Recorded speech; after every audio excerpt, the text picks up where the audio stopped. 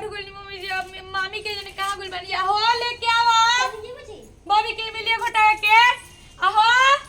मामी और कहां बनी जा चली बेटी पूजा बुची। हां आवा तो के नहीं लोग के तो बुझाला घरे गिरा के नेवता देख परिया मतलब से ना बुझाला। बैठ जा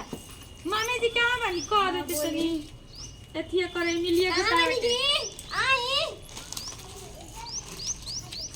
अरे मिली घोटा बनैली आवाज के नाम भुला तरी मम्मी आजी के भौजी अरे गिर गइले रोपे आला जाई गइली भौजी अरे फिर आऊ छोटी आजी के मामी अरे हम देवो रोपे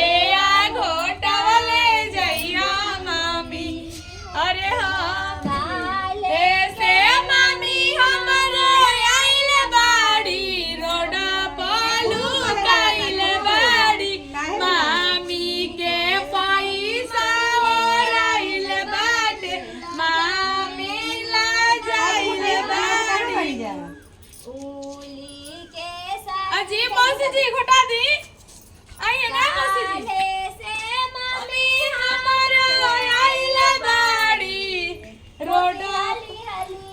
मौसी हाली हाली मिली घोटावा मौसी मौसी हली हली जैसन मिली के खोड़ा ऐसन मामी के ढोड़ा ना भी हाली हाली मामी हाली हाली